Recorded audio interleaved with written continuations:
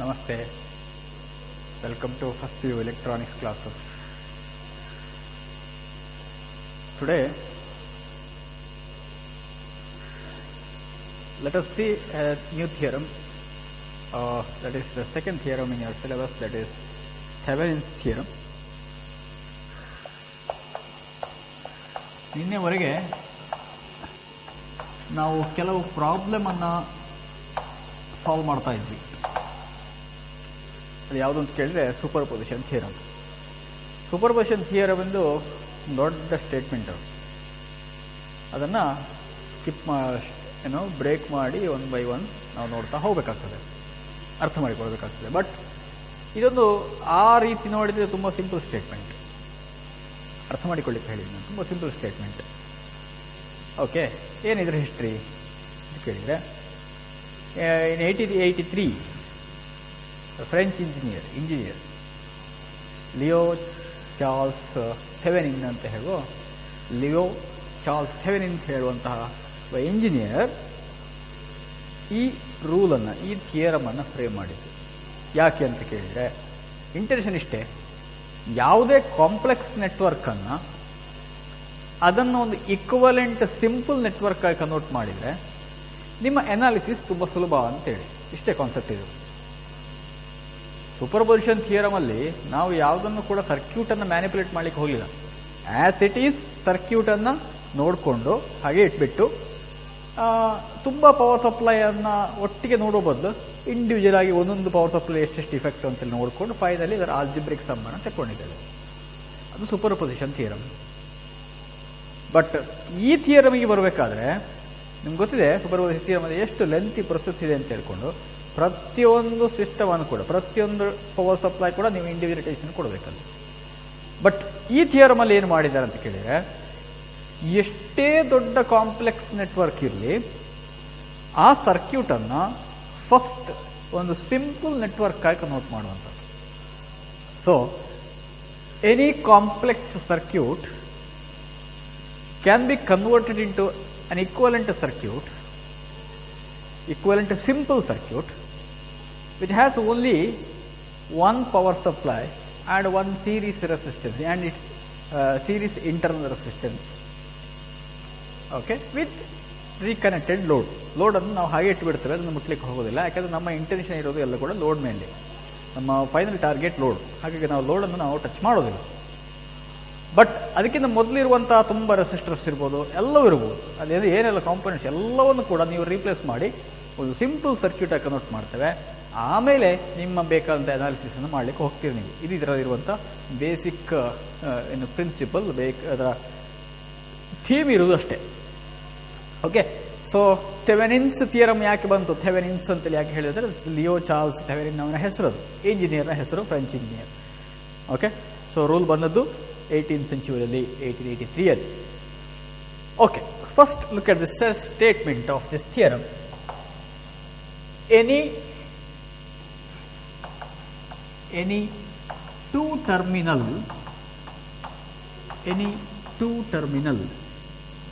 linear bilateral network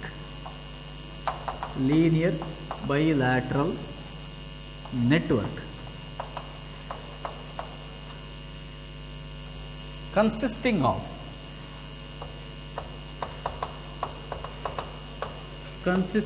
of two or more power supplies,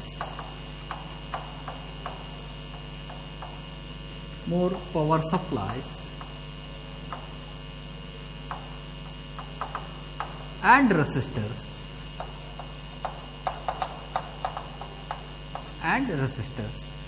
can be converted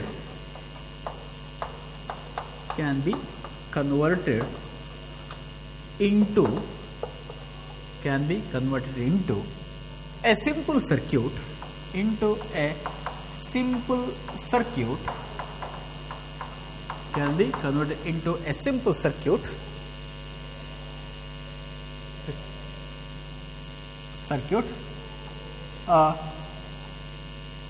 which has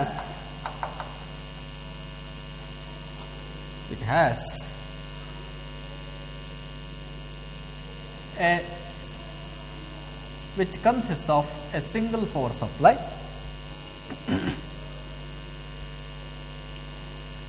circuit having one voltage source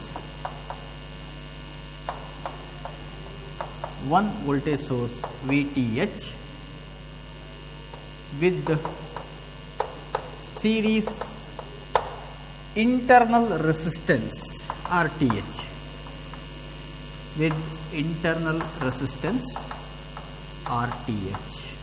statement.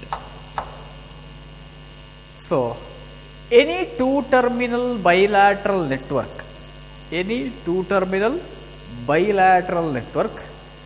consisting of two or more power supplies and resistors can be converted into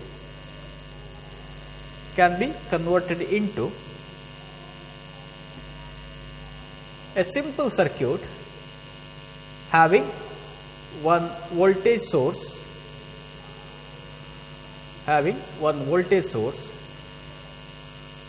VTH with series internal resistance RTH.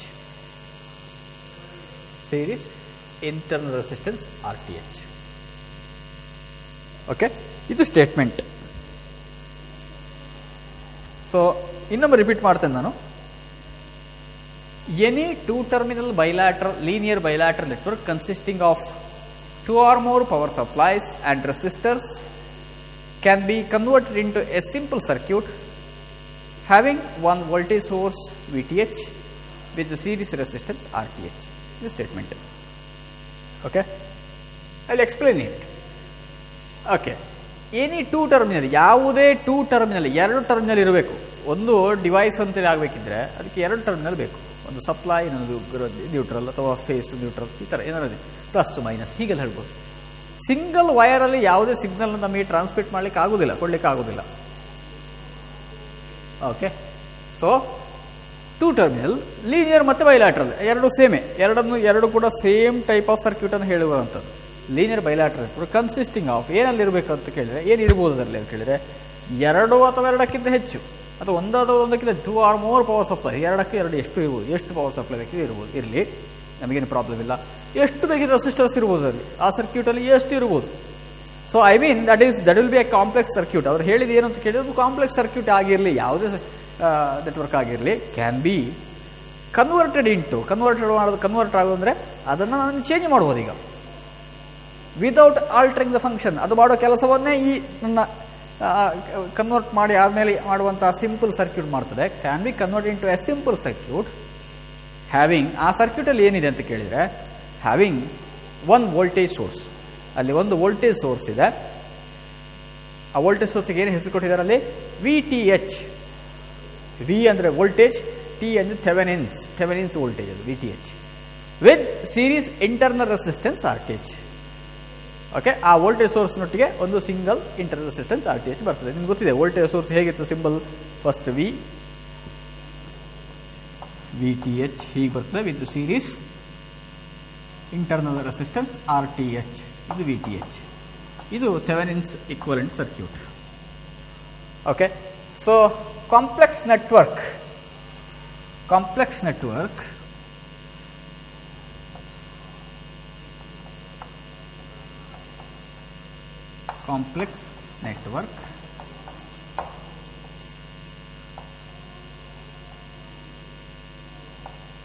RL, this is complex network, can be converted into an equivalent circuit which consists of only one power supply with the series internal resistance RTH.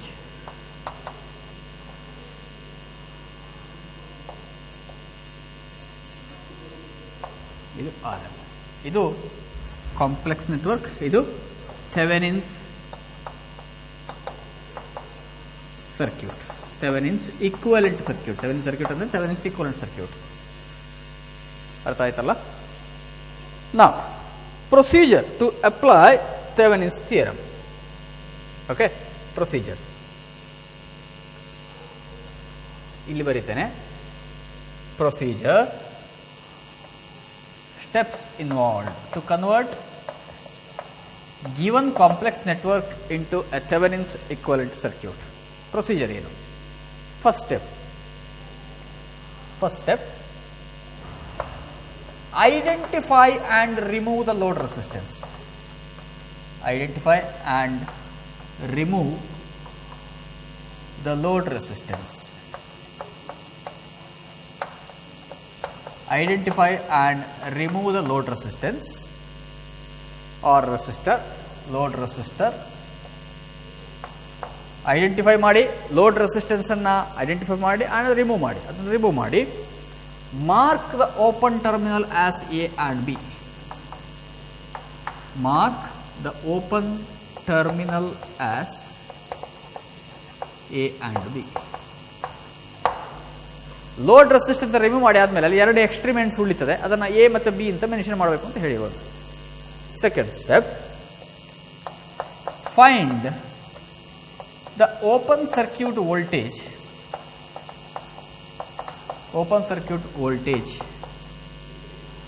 Between a and b. Open circuit a ಮತ್ತು b open ಆಯ್ತಲ್ಲ, ಅಲ್ಲಿ voltage ಎಷ್ಟು ಬರ್ತದೆ, open circuit voltage ಅದು VTH. Okay, so find to calculate to have VTH. Find the open circuit voltage between A and B, that will be the value of VTH. And third step is open the replace load resistance open ಹಾಗೆ ಇಟ್ಟಿರ್ತೀರಿ ನೀವು, ಇನ್ನು ನೀವು replace ಮಾಡಬೇಕಾದ್ದು replace all sources by its internal resistances.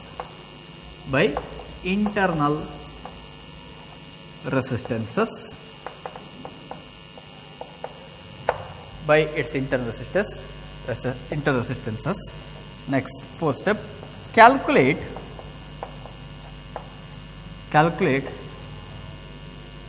the resistance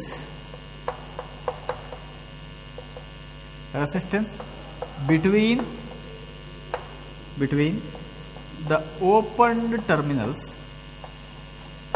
looking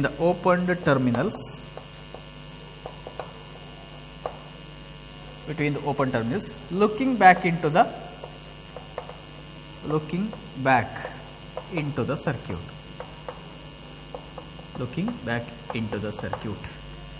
load resistance remove ಮಾಡಿ ಆದಮೇಲೆ ಅಲ್ಲಿ ಇರುವಂಥ ಎರಡು terminal ಏನಿದೆ, ಆಮೇಲೆ ಪ್ರೀವಿಯಸ್ ಆಗಿ ನಿಮಗೆ ತುಂಬ ಪವರ್ ಸಪ್ಲೈ ಸಿಗ್ತಿದ್ದಕ್ಕೆಲ್ಲ ನೀವು ಇಂಟರ್ನಲ್ ರೆಸಿಸ್ಟೆನ್ಸ್ ಅನ್ನು replace ಮಾಡಿರ್ತೀರಿ.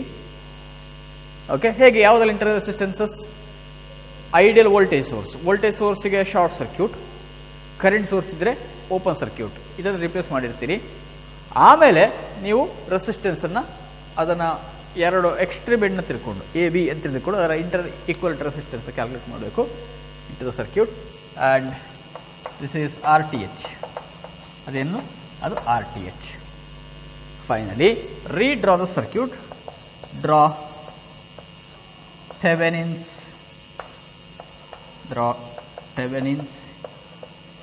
equivalent circuit. Thevenin's equivalent circuit.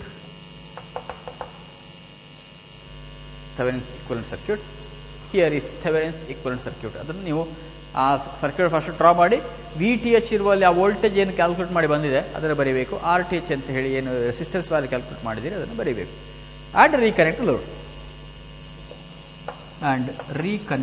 The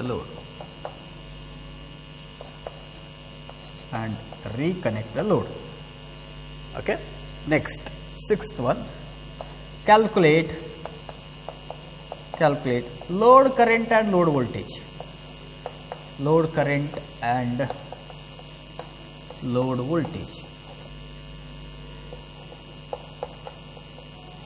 Calculate load current and load voltage. These are the steps involved to convert given complex network into a Thevenin's equivalent circuit. First step, identify and remove the load resistor. Mark the open terminal as A and B. Second step, Find the open circuit voltage between A and B to have VTH. Replace all sources by its internal resistances. Calculate the resistance between the opened terminals looking back into the circuit. This is RTH.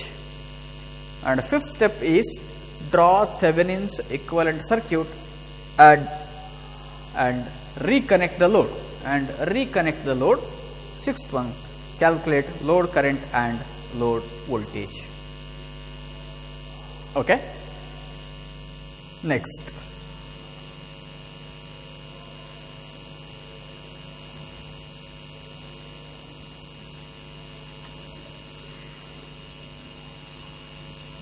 Let us see one problem where we can realize, where we can understand how to convert given complex network into a simple circuit.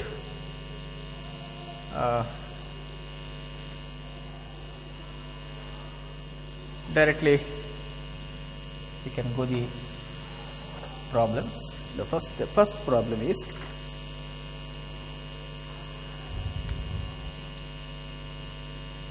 find the Thevenin's equivalent circuit for the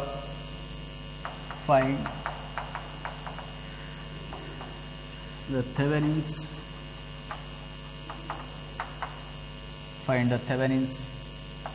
equivalent circuit.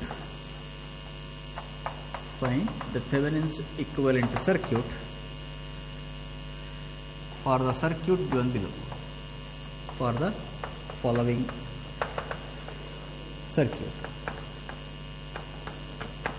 Find the Thevenin's equivalent circuit for the following circuit.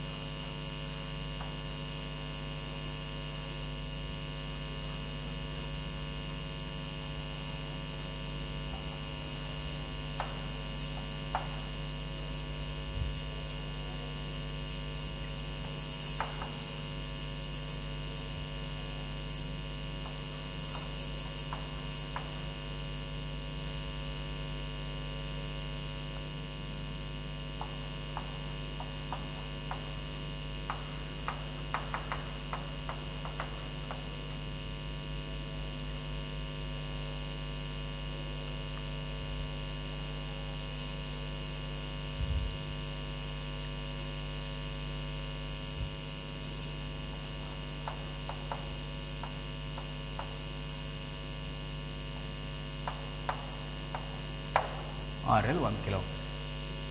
Power supply 5 volt, 1 kilo ohm, 0.5 kilo ohm, RL 1 kilo. Okay.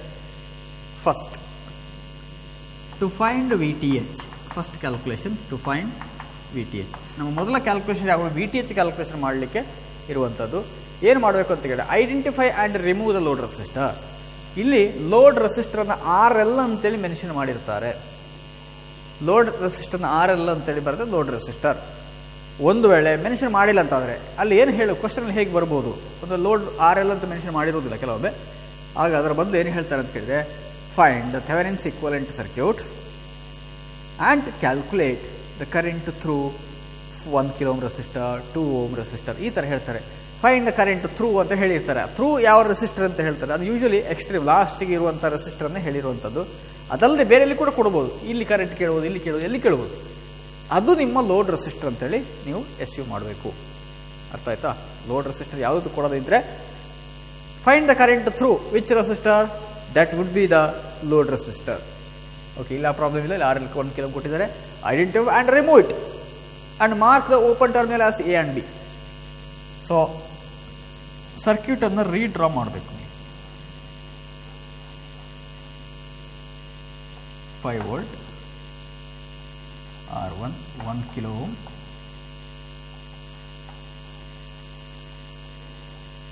1 kilo,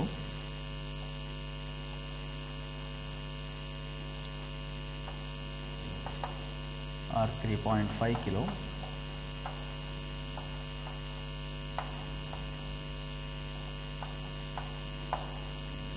okay. This is A and B. Find the voltage between VTH, A and B. What is VTH? Voltage between the open terminal. See, ಇಲ್ಲಿ current ಹೋಗೋದಿಲ್ಲ, R3 ಅಲ್ಲಿ current ಹೋಗೋದಿಲ್ಲ ಅಲ್ವಾ? ಯೋಚನೆ ಮಾಡಿ, current positive start ಆಗಿ negative ಬರಬೇಕಾದ್ರೆ ಈ ಪಾತ್ನ ಹೋಗ್ತದೆ, ಪ್ರಿಫರ್ ಮಾಡ್ತದೆ, ಇಲ್ಲಿ ಹೋಗೋದೇ ಇಲ್ಲ. ಯಾಕಂದರೆ ನಮ್ಮ ಲೋಡ್ನ ಓಪನ್ ಮಾಡಿದ ಕೂಡಲೇ ಈ ಟರ್ಮಿನಲ್ ಓಪನ್ ಆಯಿತು, ಅಲ್ಲಿ ಕರೆಂಟ್ ಹೋಗೋದಿಲ್ಲ. ಕರೆಂಟ್ ಫ್ಲೋ ಆಗೋದಿಲ್ಲ ಅಂತಂದರೆ ಇಲ್ಲಿ ವೋಲ್ಟೇಜ್ ಡ್ರಾಪ್ ಇಲ್ಲ.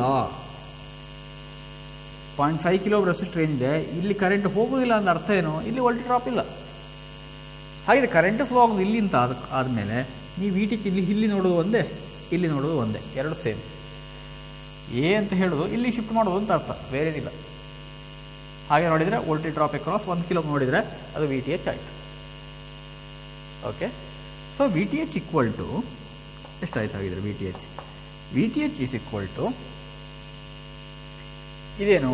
ಈ ಎರಡು ಸೀರೀಸ್ ರೆಸಿಸ್ಟರಲ್ಲಿ ವೋಲ್ಟೇಜ್ ಡಿವೈಡರ್ ನಾವು ಅಪ್ಲೈ ಮಾಡಬೇಕು.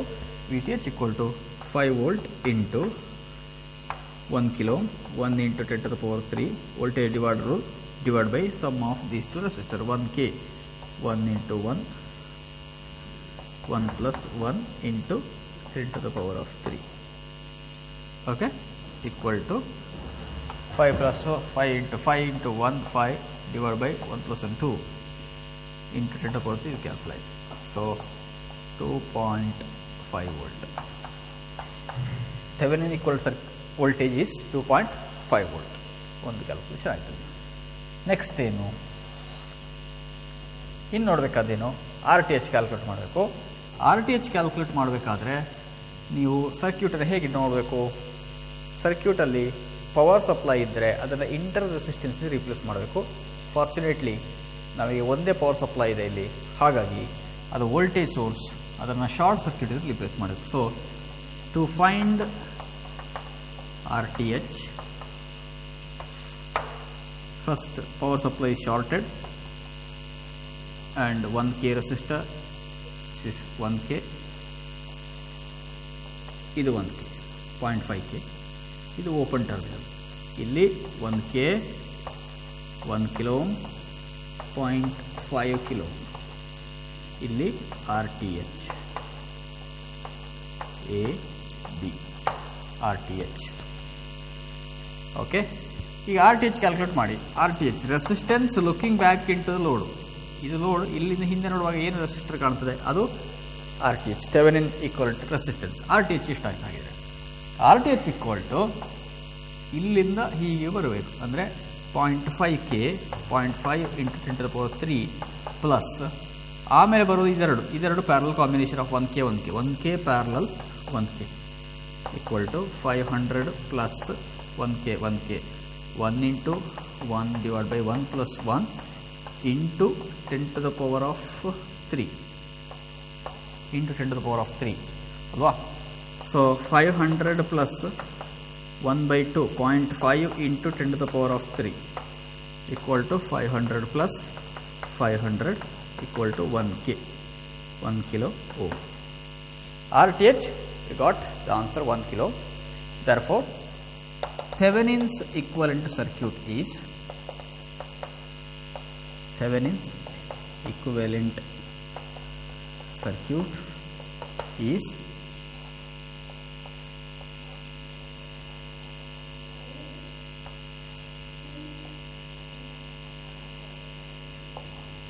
RL equal to 1 kilo, RTH equal to 1 kilo, and VTH equal to 2.5 volt. 2.5 Thevenin's equivalent circuit. Okay, so problems on step by step ನೋಡ್ತಾ ಹೋಗಿ. ಇದು given circuit, Thevenin's equivalent circuit VTH calculate ಮಾಡಬೇಕಿದೆ. Open ಮಾಡಿ, open terminal C and B, VTH is power supply. ಇಲ್ಲಿ current flow ಆಗೋದಿಲ್ಲ, ಹಾಗಾಗಿ neglect ಮಾಡಿ voltage drop R2 calculate ಮಾಡಬೇಕು. ಅದು 2.5 ವೋಲ್ಟ್ ಬಂತು. ಆಮೇಲೆ ಆರ್ ಟಿ ಎಚ್ ಕ್ಯಾಲ್ಕುಲೇಟ್ ಮಾಡಲಿಕ್ಕೆ ರೆಸಿಸ್ಟರ್ ಓಪನ್ ಮಾಡಿದ ಹಾಗೆ ಇರಲಿ, ಇಲ್ಲಿ ವೋಲ್ಟೇಜ್ ಸೋರ್ಸನ್ನು ಶಾರ್ಟ್ ಸರ್ಕ್ಯೂಟ್ ರಿಪ್ಲೇಸ್ ಮಾಡಬೇಕು. Okay, finally R T H 1 kilo. So Thevenin equal ಸರ್ಕ್ಯೂಟನ್ನು ಡ್ರಾ ಮಾಡಿದರೆ ಇನ್ನು ನಿಮಗೆ ಲೋಡ್ ವೋಲ್ಟೇಜ್, ಲೋಡ್ ಕರೆಂಟನ್ನು ಕ್ಯಾಲ್ಕುಲೇಟ್ ಮಾಡ್ಬೋದು. ಓಕೆ,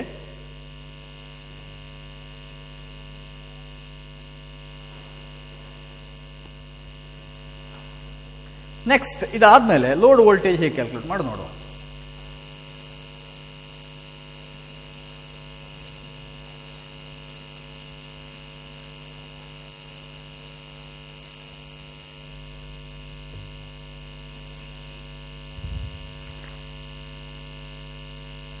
ಲೋಡ್ ವೋಲ್ಟೇಜ್ ಅಲ್ಲಿ ಸರ್ಕ್ಯೂಟಲ್ಲಿ ವಿ ಟಿ ಎಚ್ ಮತ್ತು ಆರ್ ಟಿ ಎಚ್ ಸಿಕ್ಕಿದೆ. ಇನ್ನು ಲೋಡ್ ಆರ್ ಎಲ್ ಇದೆ. Load current next, load current I L equal to V T H divide by R T H plus R L ಅಲ್ವಾ. Power supply divide by voltage divide by total resistance. V T H equal to 2.5 volt, R T H is 1K, 1 plus RL 1 kilo 10 to the power 3, 2.5 divided by 2 into 10 to the power of minus 3. ಇದೆಷ್ಟಾಯ್ತು ಇದೀಗ? 1.25 milli ampere. 1.25 milli ampere. And what about VL, load voltage?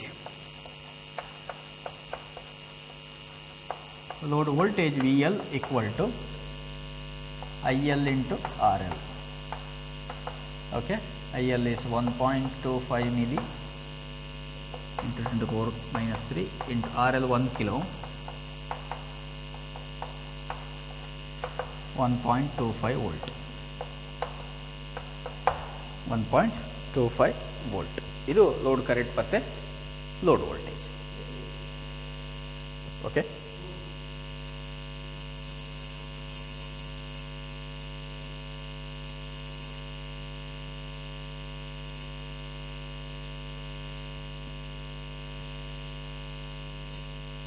Next so ಇವತ್ತಿನ ಕ್ಲಾಸಿಗೆ ಎಷ್ಟು ಸಾಕು ಅಂತ ಅನಿಸ್ತದೆ. Okay, thank you very much.